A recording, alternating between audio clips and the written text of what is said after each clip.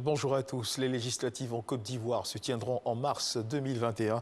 C'est ce qui ressort des recommandations de la phase 3 du dialogue politique ce mardi à la primature. L'heure était à la restitution des conclusions et recommandations du dialogue politique ouvert le 21 décembre dernier. Cette phase 3 du dialogue politique vient finaliser les travaux en comité restreint portant notamment sur les prochaines législatives dans le pays.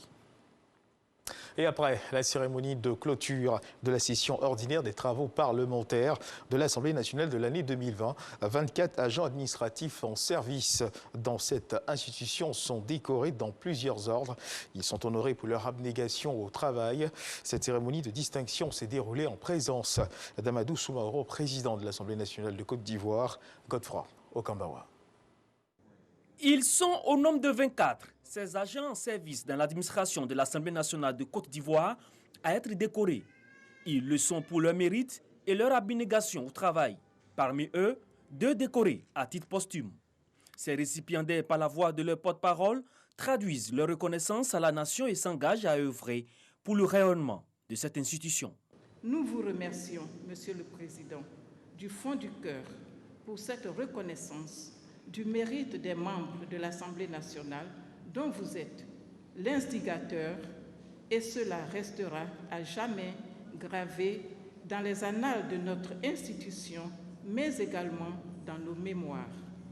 Remettant ces distinctions, le président de l'Assemblée nationale, Amadou Soumaoro, a invité les récipiendaires à plus de rigueur au travail afin de mériter encore plus la reconnaissance de la nation.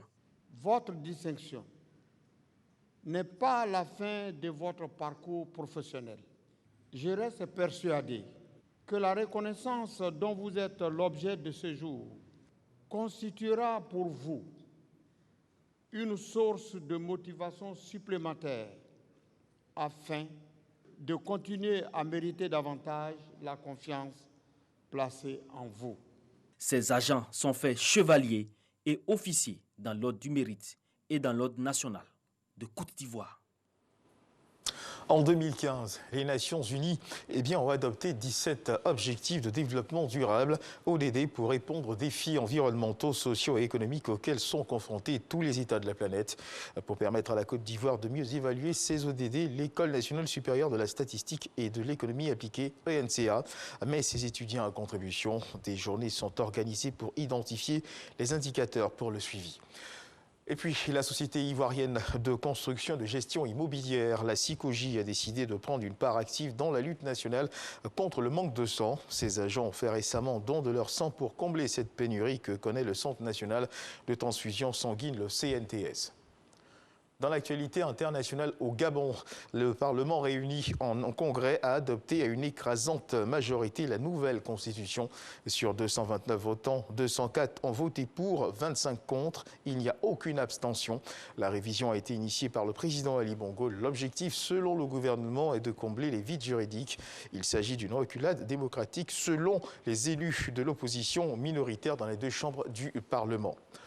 Et puis toujours dans l'actualité internationale concernant le Brexit, il y a quelques heures seulement, la présidente de la Commission européenne, Ursula von der Leyen, et son homologue Charles Michel, président du Conseil européen, ont signé l'accord commercial post-Brexit conclu avec Londres pour encadrer la rupture historique qui doit entrer en vigueur à partir de jeudi à 23 h.